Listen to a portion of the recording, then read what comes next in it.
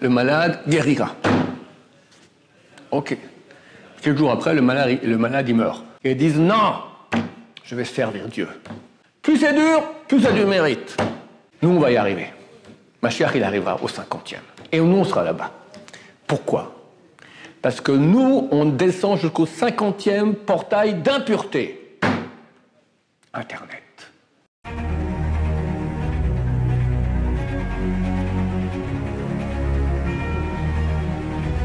Ce jour est dédié pour la Refoua Shlema, la guérison complète et rapide de Ilanit Bat Elisabeth Kuznik Bezrat Hashem. La question de Nathan. Alors moi je voulais savoir si est-ce que qu'on étudie à l'école la philosophie et les sciences, est-ce que ça a un lien avec la Torah? Philosophie et sciences, est-ce que c'est il y a un lien avec la Torah? Les sciences, certainement oui. Alors, Rambam Maïmonide dit que c'est un des moyens de bien connaître Dieu, de voir ce monde extraordinaire. Et c'est vrai qu'un vrai scientifique, il voit Dieu. Il n'a pas été trop matraqué dans sa jeunesse que Dieu n'existe pas. Actuellement, les grands scientifiques, les grands, tous disent qu'il est impossible que le monde ne soit pas le fruit du hasard. Einstein disait, Dieu ne joue pas au dé avec le monde. Ça n'a pas empêché, je ne pense pas que c'est un juif, mais pas religieux du tout, d'accord. Mais bon, il reconnaissait que le monde est trop parfait pour que ce soit le fruit du hasard. Il est vrai que la Torah ne dira pas, on voit très peu on va dire, de gens très religieux, que le Rav leur dise, va, en tant que service de Dieu, va apprendre la science. On veut dire, va étudier la Torah. Parce que la Torah, tout est dans la Torah. Et elle est sainte. L'étude de la Torah, elle a une valeur plus grande que toutes les mitzvot. Mais on ne peut pas dire que quelqu'un qui étudie la science, à part le fait qu'il aurait pu étudier la Torah, il aurait beaucoup plus d'avantages à cela pendant ce temps-là, mais il ne fait pas une chose qui est interdite parce que ça va tout à fait dans le sens que ce que la Torah dit, ce que Dieu veut. C'est-à-dire que viens, connais le monde que je t'ai créé. Il n'y a rien de mal là-dedans. Par contre, la philo, c'est problématique. Pourquoi? Parce que la philo, elle part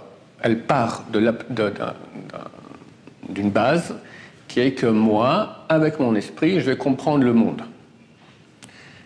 Alors la Torah, c'est exactement le contraire. La Torah dit, ce que tu pourras comprendre, c'est très petit. Et dès lors, tu as besoin d'un dévoilement. Son dévoilement, elle est complètement contraire à la philo. D'accord? La philo, elle dit, je réfléchis, je pense, etc., et j'arrive à des conclusions. La Torah, elle dit, ok, quelles sont les conclusions auxquelles tu arrives? Tu vois d'abord que chaque philosophe, il n'est pas d'accord avec l'autre. Donc, alors, qui a raison? Et en plus, forcément, on arrivera très très vite à des limites. Parlons de nous. Hein? On peut philosopher sur une fleur, on peut philosopher sur une montagne, mais le plus intéressant, c'est philosopher sur nous. Qui suis-je? Quelqu'un sait? Rien du tout. Rien du tout. Freud a commencé un tout petit peu, la première topique, deuxième topique, ça, le moi, je me souviens plus, le moi, le surmoi, le ça, bon bref. Et il patauge dans l'inconnu, d'accord? Ça reste très très très minuscule par rapport à ce que la Torah dévoile sur l'homme. Qui sommes-nous? Combien d'âmes on a, et comment elles sont construites, et comment elles sont imbriquées, et comment ça agit. Donc il y a une science de l'être énorme dans la Torah qui forcément n'est pas le résultat d'une réflexion, mais complètement d'un dévoilement. Alors un dévoilement premier, et puis après une certaine époque de l'histoire, Rabbi Shimon Bar Yochai, le Zohar et la Kabbalah, etc., il y a encore des dévoilements qui vont se rajouter sur la nature de l'homme, la nature du monde, d'accord, comment il fonctionne. Et là, c'est forcément que ça n'a rien à voir avec... On ne peut pas philosopher là-dessus, c'est impossible. Il y a dans la Kabbalah deux grands courants. Il y a celui du Ramchal et la Kabbalah classique, on va dire, de Rabbeinu Hari. Le Ramchal, il essaye de faire descendre les notions mystiques à quoi ça correspond dans ce monde. Mais c'est aussi assez limité. Chez les Saradim, ils préfèrent plus d'habitude la technique classique qui est simple. C'est la Kabbalah simple, ça veut dire on ne sait pas de quoi on parle. On te dit comment ça fonctionne, tu as des sphères, tu as des machins. Qu'est-ce que c'est vraiment? Personne ne saura jamais, d'accord? Ce sont d'exemples de réalité qu'il y a là-dedans, mais le fait d'étudier ces exemples de réalité mystique, ça s'appelle aussi la Torah. C'est pour ça d'ailleurs que d'un côté, la Kabbalah, c'est quelque chose de très saint, parce que ça parle de choses très hautes et très saintes, mais d'un côté, c'est beaucoup moins actif sur la personne. Pourquoi? Parce qu'on parle de notions qu'on ne connaît pas du tout et qu'on ne comprend pas. Alors que lorsqu'on étudie la Gemara, on parle de choses tout à fait matérielles,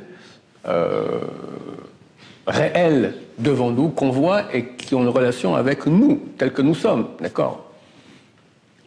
Tu me parleras de notions qui sont très très hautes, alors ça correspond à une partie de moi-même qui n'est pas là, qui est angélique, d'accord? Moi ici, je suis dans ce monde-ci. Parce que Dieu, ce qu'il a fait, il a pris les grands secrets de la Torah,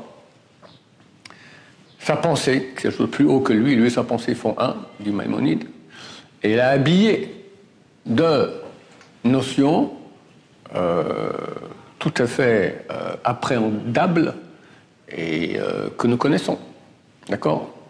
Et l'avantage est que lorsque tu tiens le corps, c'est-à-dire ces lois-là qui sont des lois physiques, alors dans le corps, tu tiens l'âme. Comme j'ai souvent montré que quand on tient, tu attrapes quelqu'un, d'accord? Alors tu attrapes son corps. Mais si tu le tires, le corps, son âme, elle vient avec le corps. Son âme est dans le corps. Donc ça vient ensemble. D'accord?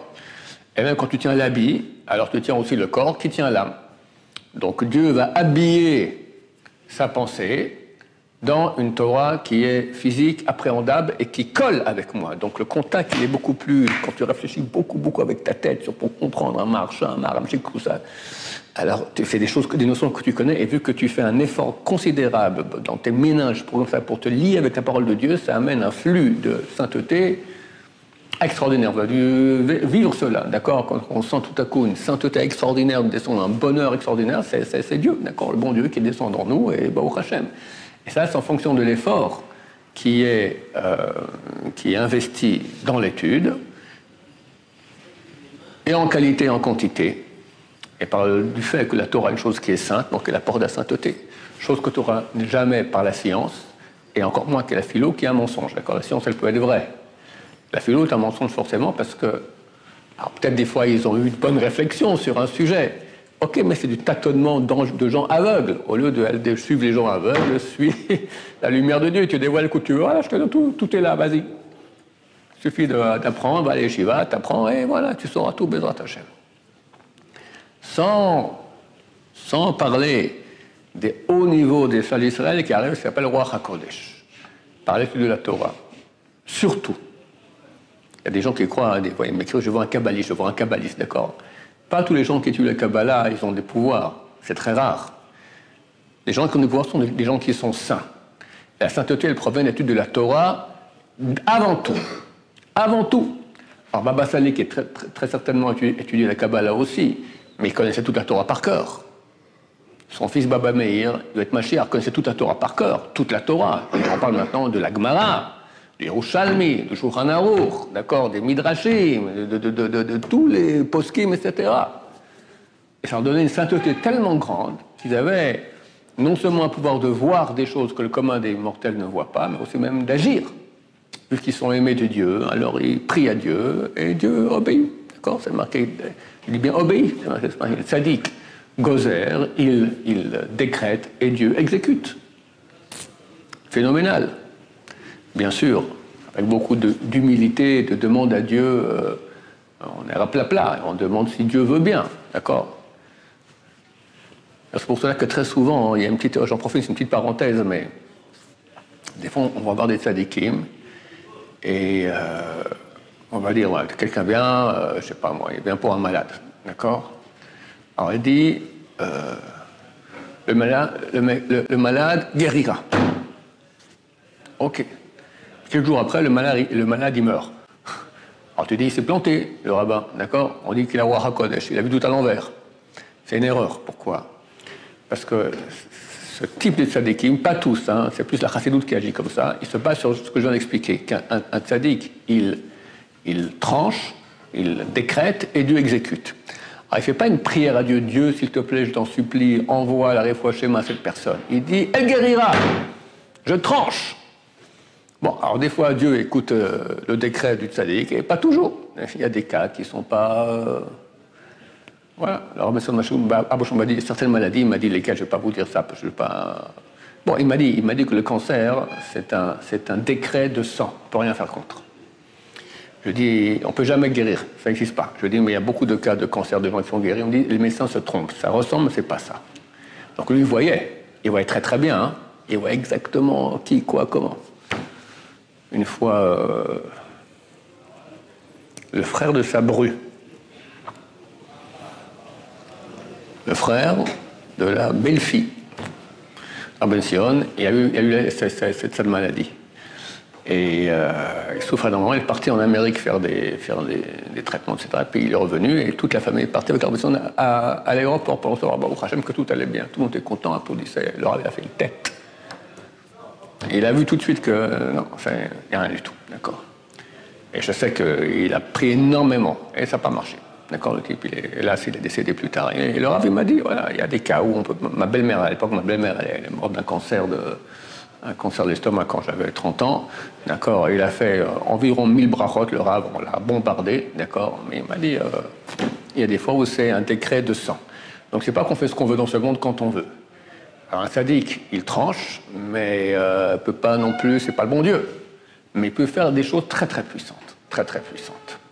Donc, quelqu'un qui peut arriver à ce niveau-là, de connaissance, il y a les gens qui changent. Moi, il y a les gens qui voient mais qui ne peuvent pas changer. Et maintenant, nous, d'accord, on est encore plus bas, mais néanmoins, quand quelqu'un se remplit de sainteté, il se remplit de la connaissance, des choses qui sont réelles. Tu n'as pas de réalité, un philosophe, d'accord, il se fait tout du mensonge. Alors, tu perds ta vie, tu perds ton temps. C'est terrible. Rien de pire que d'être dans le mensonge. Le mensonge, ça veut dire un flop, rien. Et la vie, elle est très courte. Très, très courte. Je te parle de moi-même, d'accord, qui je croyais encore être jeune. Et dernièrement, j'ai encore eu un anniversaire. Et on veillait à la vitesse grand V. D'accord, c'est terrible. Terrible. Terrible, ça va très, très vite. On n'a pas le temps. On n'a pas le temps. Pourquoi je peux venir avec vous, les canoës? Je vais étudier à la place. J'ai dit, ça va, vous êtes encore jeune. Il y a une baraque comme ça. Après, il y a les élèves qui dorment. Oui, ça va, qui dorment. Tu vas pas dormir. Non, moi, bientôt, je vais arriver à un endroit où on dort toute la journée, d'accord, dans la tombe, d'accord. Bon, jusqu'à 120 ans, mais je veux dire, il faut comprendre que les choses avancent, et puis c'est très limité. La vie, elle est courte. Donc, il faut profiter à mort, si je peux me permettre de dire ainsi, d'accord, à vie. Il faut profiter, prendre le maximum sans cesse. Alors, si quelqu'un, maintenant, il prend un pavé, parce que vous connaissez le philo, c'est des pavés d'habitude, hein, il se met à lire là-bas, mais il y a des pensées de quelqu'un qui sont forcément dans l'erreur parce qu'il y a peut-être quelques petites choses vraies, puis c'est intéressant, d'accord, mais tu n'es pas là pour être intéressant, tu n'es pas là pour avoir des petites choses vraies, tu n'es pas pour avoir que la vérité, à une puissance de débit phénoménale, c'est ça la vie. Tu te branches à la source de vie. Surtout à notre époque, c'est écrit dans la Bible que Avshalom, le fils aîné du roi David, il a fait un putsch militaire contre le roi David. Et le roi David s'enfuit de Jérusalem en pleurant, avec une poignée de gens qui l'accompagnent, et il s'enfuit pour aller en Jordanie. Et Avshalom a convaincu une grande majorité du peuple de venir avec lui pour partir en guerre pour tuer David. Vient un type qui n'était pas un type bien. Sadissan en parle relativement, il avait pas mal de gros défauts. Il s'appelait Barzilai Agil-Adi. Et il vient voir David sur la route comme ça, il lui amène quelques animaux avec des cargaisons de nourriture, de boissons, etc. Et David est très très reconnaissant. D'abord, maman, comme ça, je suis en perte, personne ne m'aide, tu viens m'aider. Et puis ensuite, bon, tu m'as donné à manger, c'est bien. À la fin, Baruch Hashem, David gagne la grande guerre contre Avshalom, il revient et investit de nouveau son palais, et fait appeler Barzilai Giladi, il lui dit, dorénavant, tu manges à ma table. Et dans le testament que fait David à son fils Shlomo, il écrit, il lui dit à son fils, Barzilai Giladi, lorsque j'étais en détresse, il m'a aidé, dorénavant, il mangera avec toi aussi. Lui, sa descendance, ses enfants, toute la descendance de Barzilai ont mangé à la table des descendants du roi David, des rois d'Israël, à leur table. T'imagines? On pose la question pourquoi? C'est vrai qu'il était très sympa, enfin, bon, donne-lui $1 million, viens, tu manges avec moi 1 an à ma table, et t'as donné à manger, ça va, pour 1 semaine grand max, d'accord, rends-lui un truc. Lui, sa descendance, et machin, qu'est-ce qui s'est passé là? Qu'est-ce qui se passe? Alors on dit, il est le seul qui est venu. Parmi des millions de juifs, dont beaucoup sûrement aimaient le roi David, mais personne n'a fait l'effort de venir et faire cette mitzvah, de l'aider. Quand il y a un qui fait et des millions qui ne font pas, ce un reçoit le mérite de tous les millions qui auraient dû faire cela. Chers amis, aujourd'hui, on est où? C'est écrit qu'on est sorti d'Égypte précipitamment, tellement vite qu'il n'a même pas eu le temps de faire monter la pâte, parce que si on restait encore 1 seconde de plus, on tombait dans le 50e portail d'impureté. Et c'était fichu, on ne peut plus en sortir. C'était trop impur, on était bloqué pour l'éternité. Donc Dieu nous sort, dernière seconde. Et grâce au fait qu'on était au 49e portail d'impureté, on a pu maintenant, pendant 49 jours, le Homer pendant lequel nous sommes maintenant, on compte, le peuple d'Israël ont pu se purifier, progressivement, je vais arriver au niveau de recevoir la Torah, à Shavuot, mais ils ont réussi à arriver qu'au 49e portail de pureté, pas 50. Et il manque le 50e.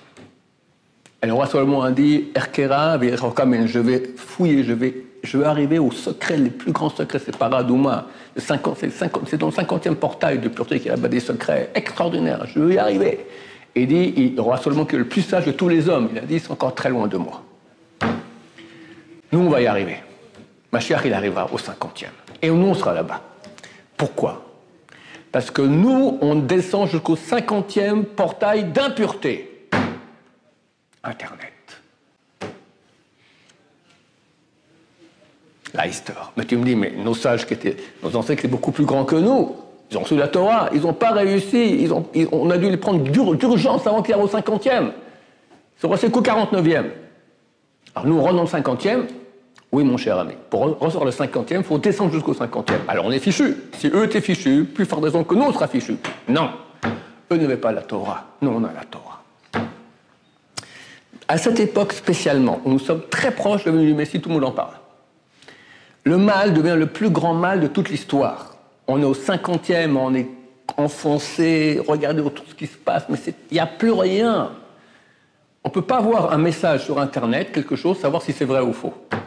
C'est que du mensonge. Comme c'est écrit à la fin de traité Sota, Aemet Neaderet, la vérité aura disparu. D'accord? On ne sait pas, on ne sait rien. On voit que des menteurs, que des trucs, que des tordus, que des machins. La débauche, que ça, toute journée. Tout est complètement la déprime, le machin. On te fait rien que des beaux messages, viens kiffer, et tout le monde est en déprime. D'accord? C'est les forces du mal très puissantes. Et t'as quelques juifs, des Barzilai à Giladi, chacun, qui disent non, je vais servir Dieu. On le prend pour un fou. Un fou. La famille fait complètement dingue, et machin. Elle va faire tes études, elle va faire un bac plus 7, elle va faire de l'argent, machin. Non, moi je veux Dieu. Pauvre type. Eux ils disent. Eh bien, ces gens-là, ces Barzilai Giladi, très bientôt, ils vont manger à la table de Dieu. Mashiach, c'est marqué, l'Esprit de Dieu plein sur la surface des eaux, c'est le nom du Mashiach. Dieu est avec lui, on sera à sa table. Pourquoi? Parce que maintenant, dans cette époque-là, qui est tellement nulle, tellement... On devient des soldats de Dieu dans les situations les plus difficiles qu'il y a. Et c'est pas facile. C'est pas facile. Là est l'épreuve. D'ailleurs, on voit ça dans la paracha qu'on a lu hier, Bechokotai. Im Bechokotai Telech, ou si vous allez dans mes voies. Il y a beaucoup de bénédictions après. D'accord? Et spécialement, Chazal, c'est quoi dans les voies? Amelim Batorah, de suer en Torah, de peiner en Torah, étude de Torah, en peinant. Alors il y a des bénédictions extraordinaires. Dieu dit, il y aura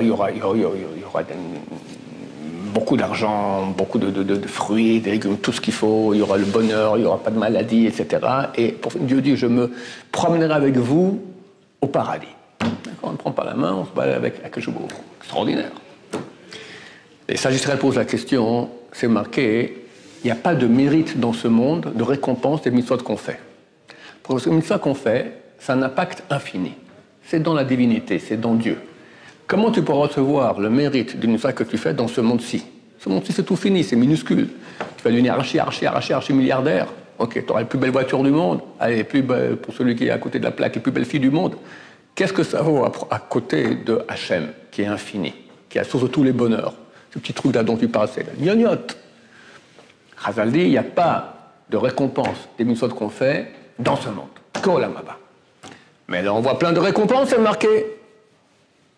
Tout ira bien, tata. Alors ils disent, comment c'est marqué? C'est pas marqué si vous ferez mes lois, si vous irez dans mes lois. Imbechokotai telechu. Ils disent, c'est sur le telechu qu'il y a le mérite dans ce monde. Les mitzvot que tu fais, c'est Olam Haba. Mais telechu, c'est quand tu es en marche pour aller le faire. Et là, tu as tout à coup beaucoup de résistance. Les gens qui se moquent de toi, tu vas dans la rue, il faut faire attention à ses yeux, il faut se battre contre notre paresse, il faut construire un rempart autour de nous pour se battre contre un etc. qui est extrêmement puissant, le 50e portail d'impureté. C'est une bataille terrible. Sur ça, tu as du mérite déjà ici. Le telechu, allez, l'avancement, la missa que tu as fait en fin de compte, ok, ça, c'est Olam Haba. Mais déjà, on reçoit ici pour le fait de se battre, toute la bataille. Comme disait le sage d'Israël, les Fum Saragra en fonction de la peine, ainsi est le mérite. Plus c'est dur, plus ça a du mérite. Extraordinaire. Alors, Hachem, on va se renforcer beaucoup en étude de Torah. Dans quelques jours, c'est Shavuot, le grand jour du don de la Torah, lumière fantastique qui vient. On ne peut rien recevoir si on ne se prépare pas. L'émission de Dieu, elle est là. Émission extraordinaire de lumière, phénoménale, comme au Mont Sinaï. Mais pour voir l'émission, il faut une antenne